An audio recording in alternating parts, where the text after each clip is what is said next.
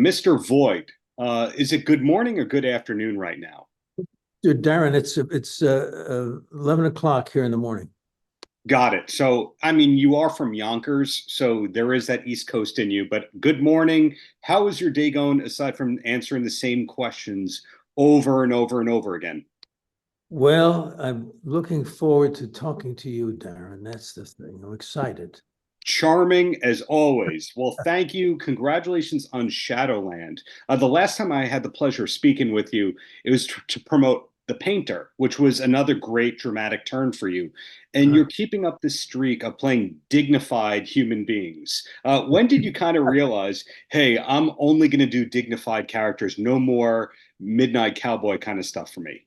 well, it's not quite true. I mean, to do those other characters, Darren, it's usually it's just what I'm offered, to try to fulfill the roles that I'm offered. Sure.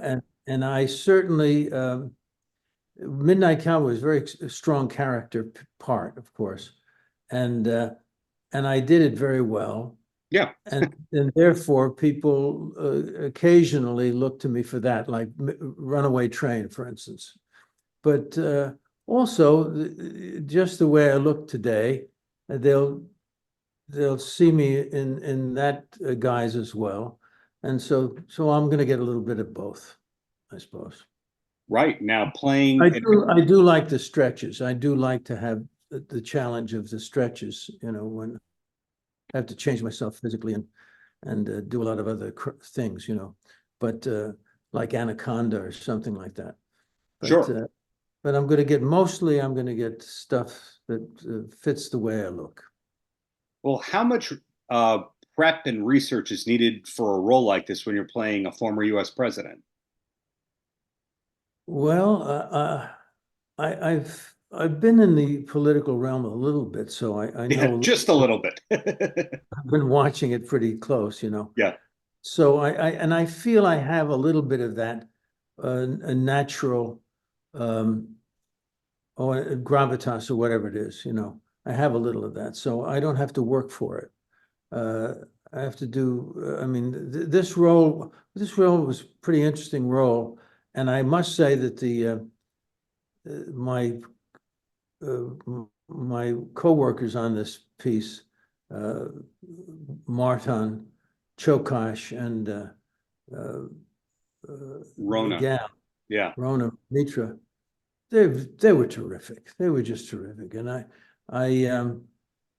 I mostly found myself, in scenes with people I really thought were terrific, and that was what made the character, I think. when Uh, you get cast in a role like this, do you get any perks where they go, "Hey, come for a White House tour. Hey, meet with these great political figures"? Anything like that? no, I didn't have that, but I've been in that. I've filmed this in Bulgaria, by the way. And so I was pretty far away from that ability to go down the street and do that. But but I had been there before. I've been to the White House several times, and I've seen the way things operate and all of that. And I'm Yeah. pretty familiar with the presidents. I thought I was good casting for it. Initially I said, "Oh yeah, this feels right." Yeah, And I take this compliment. There's no strings attached to it. You seem like a great public speaker who could make bad news sound like a positive thing, like a president would. That seems to come very natural for you. Oh, that's great. That's great. Darren, you're fantastic. Yeah. Uh, th- that's I think to stay on the positive side is a good thing. I don't think it's a bad thing. Oh, Uh, of when you have, course. I think if you have, I think that is true that the president is going to be privy to all the bad news of the day, and he has to be able to put on a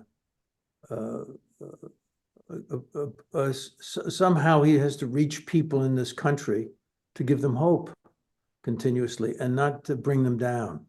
So I think that's part of the job. Right. Uh, I have a movie coming out, Reagan, Yes. with Dennis and Dennis Quaid, and that Reagan was particularly good at that. Uh, I think my personal opinion is Donald Trump's good at that too. He always stays positive. Well, So you to rudely interrupt you right here. You mentioned Reagan before I could. When somebody goes on IMDb, the Reagan stuff is already populating your IMDb pro page and all that kind of stuff. When did you do the work on Reagan in comparison to Shadowland? Because it's kind of ironic, two American president-oriented movies back to back. yeah, well, I didn't play the president in Reagan. Dennis Quaid did, and he did it quite nicely too, I must Mhm. say. I play one of the characters you brought up. I play a 90-year-old ex-Russian spy, KGB spy, and so we'll see how I did with that. Now, the follow-up to that is, did you have to do any special prep for that? Because you were not a spy. As far as I know, you're not from Russia. So that's on a couple of levels, Yeah, really acting. yeah. Well, it's I'm very interested in Russia. Because as an actor, I suppose, actors, we all have a connection to Russia through Stanislavski, Hmm. and and we all know Chekhov's work, and so we love the Moscow Arts Theater and all of that. We're because we were connected through our teachers, and I think the teachers today carry on that too. The so-called method came from Stanislavski trying to do Chekhov's work. He had to make this stuff, which was so realistic, he had to make that come to life. And the stentorian kind of popular posing that the actors did at that time couldn't approach that work. So Right. he had to find ways to make this stuff real. And in that process, he gave us the basic techniques for acting that we know today. So I have a great affection for the Russian culture artistically. So anyway, I knew a little bit about that, and I've been very alert to what happened under the Soviet system to Russia, real damage that it did to the people, and then Solzhenitsyn kind of gave us the picture of what it was like. And then Reagan really was responsible for overcoming that for the Russian people. So a question that's another compliment, that's the warning, that has nothing to do with how great Shadowland is as somebody who's been highly prominent for over 50 years, starring in major projects for over 50 years, etc. Do you like your early work, or do you watch it back going, man, I should have done that and that different? Well, I don't have much of that thought. I think I did pretty well. Occasionally, I've done movies that I didn't think measured up, but the ones that I did that I'm most known for, I'm very proud of, and I know where they came from. I know I worked with wonderful directors, and all the teams of these pictures were part of the making of them. So when I look back, I did pretty well. Yeah, Well, I'm always looking to do, well with the project that I have in front of me. These recent pictures I've done for Paramount Plus, they're interesting. They're challenging because we do them on a quite tough budget. No, well, I shouldn't say budget, but just we shoot them a certain amount of time, so we have to be all prepared when we go to try to do these things. But I've had wonderful actors to work with here, and the pictures have turned out quite nicely, I think. I think it's fascinating that this film was done in Bulgaria, because the average person watching it would not be able to discern where it happened. And Yeah, these days, very few films seem to be made in New York and Los Angeles. Like when you see a Las Vegas set, it might be in New Mexico, that kind of a thing. When did you start to notice that most of your work was not done in New York and Los Angeles? Well, it's an interesting thing that I've seen so much. I'm being an older fellow. I've seen the film business and go through so many changes. After all, I was raised on the films of the Golden Age. I was born in 1938, Hmm. so so I saw the films of the 40s and 30s Hmm. after I was directed to see those films, and those were great films. My gosh, it was a tremendous industry when I was born, and that was responsible to these moguls that came from Europe. Yeah. Uh, these fellows had a passion for it, and they were able to build this business from scratch, and in many ways we suffer from the loss of those personalities because they loved film and they all knew the basics of film. Uh, the fellows who are in the studios today or running the studios today probably came from legal backgrounds and different other places. Yeah. And then they didn't come from this passion for film. Uh, anyway, but there are still those characters that come forth that do have that love of the filmmaking process. And it's changed over the years. I've seen it go from one thing to another. I've seen it, I saw it when it turned to color. Right. I mean, way back then, it's CinemaScope and all of this other stuff. And then the extraordinary thing that we've witnessed more recently, which was this computer graphics, which made Hmm. it possible to do Lord of the Rings, which was never able to be done because of the scope of the piece. And at a certain point in my early filmmaking, we started filming all over the country. Like I filmed Deliverance all in Georgia and North Carolina. So we went to the places that we didn't do this on the back lot, and True. that was a big change. So then people all over the world started to make films too. That started very early. That started in the 50s. We became aware of a lot of different people making films and doing them quite well too. The Italian people, Kurosawa in Japan, and all of these great films coming from all over the world. Sajid Ray in India, and they were very influential to all of us here. Sure. They were in some way they became the major influence. It was no longer the moguls telling us; it was now people from all over the world showing us and encouraging us, and it was great. And Right. and now we're today with so many things have happened. Of course, we have films studios in our homes to watch our films. Things Such as Shadowland. such as Shadowland, yeah. Well, So I've got to rudely interrupt you one more time, and one last question before I let you go.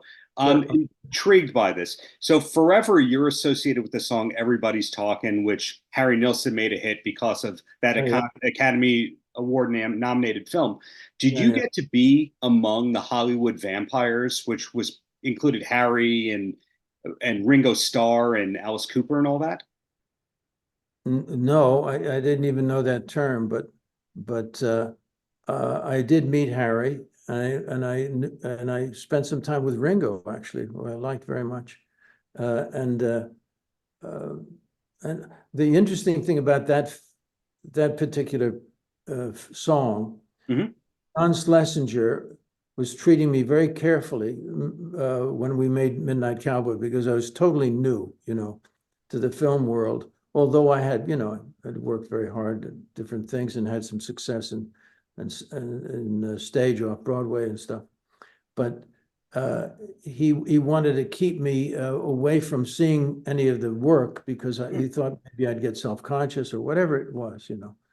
And at the end of the film, when we finished everything, uh, he said to me, "John, would you like to come by my hotel room and listen to something. I'd like to check this thing with you. I found a lovely piece. I'd like to see what you think. All of a sudden, I was on the inside, you know, Yeah. after I'd finished the film. And that was a big compliment to me. And so I go, John, I sure would, you know. And so I go up there, and he has this Nilsson Schmielsen album, Yeah. right? And he takes it out and it's on a vinyl thing, right? And he plays it for me, and he plays Everybody's Talking. And I had, you know, you have you get chills up your arm, you know? Yeah.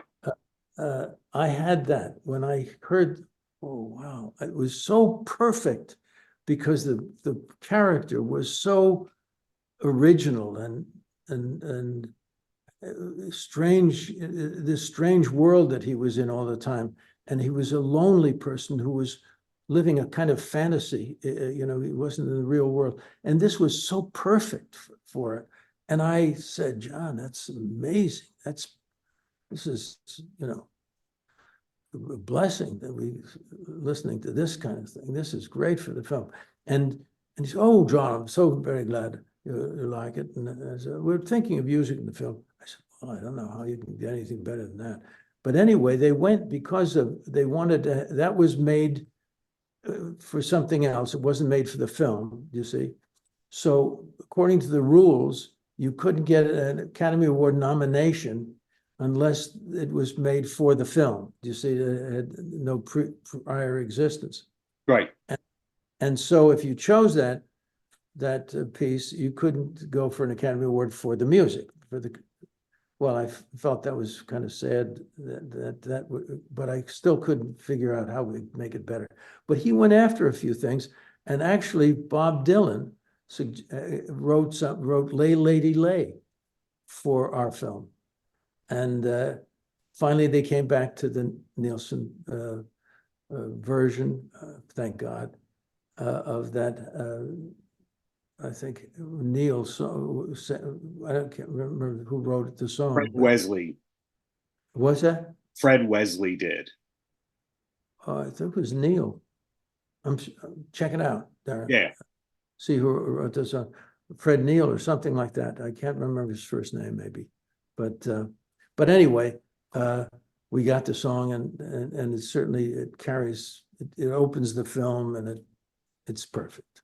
Yeah. Thank you for the many decades of great art. Looking forward to the Reagan film and everything to come from you, John. Thank you so much. Great, Darren. God bless. Paltrocast.